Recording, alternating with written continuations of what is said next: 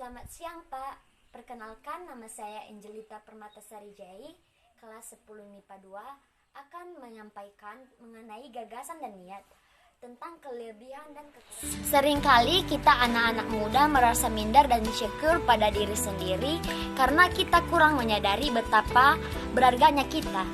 Kita juga terlalu fokus pada kekurangan dan cenderung membandingkan kekurangan yang kita miliki dengan kelebihan yang dimiliki oleh orang lain.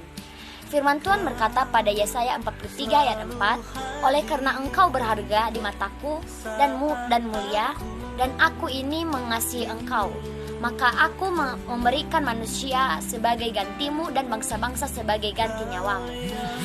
Dalam ayat ini sangat jelas dikatakan bahwa kita ini sangat berharga, bahkan di hadapan Tuhan. Bahkan salah satu yang membuat kita unik dan sangat istimewa adalah kita diciptakan segambar dan serupa dengan Allah. Allah pun pernah berkata bahwa semua yang diciptakannya itu amat baik. Alasan kenapa kita perlu bangga terhadap diri kita sendiri adalah: satu, kita adalah anak-anak yang berharga di mata Tuhan. Seperti pada Yesaya 43 ayat 4 yang seperti yang saya jelaskan tadi. Dan yang kedua, kamu sadar akan kelebihan yang kamu punya. Kebanyakan orang merasa tidak unik dan tidak berharga karena terlalu berfokus pada kelemahan yang dia punya. Memang tidak ada salahnya kita juga harus tahu kekurangan kita supaya kita bisa terus belajar dan terus memperbaiki diri.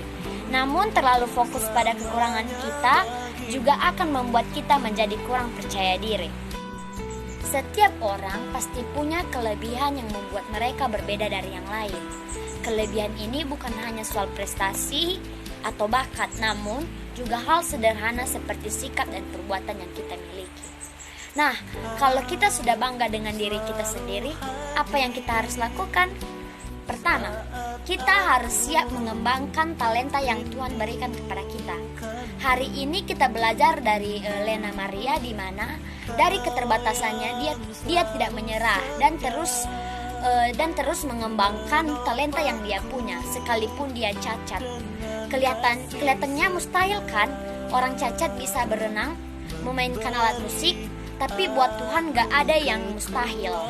Kalau Tuhan sudah taruh talenta itu pada kita, itu artinya Tuhan percaya kita bisa mengembangkannya. Jadi kesimpulannya, kita tidak boleh malas, apalagi minder karena kita memiliki kekurangan yang kekurangan kita itu tidak dimiliki orang lain. Raih setiap mimpi, kembangkan semua talenta yang Tuhan percayakan dengan penuh percaya diri, dan banggalah terhadap dirimu sendiri. Sekian yang bisa saya sampaikan. Jika ada kesalahan dari penyebutan kata dari yang saya sampaikan, Pak, mohon maaf. Terima kasih.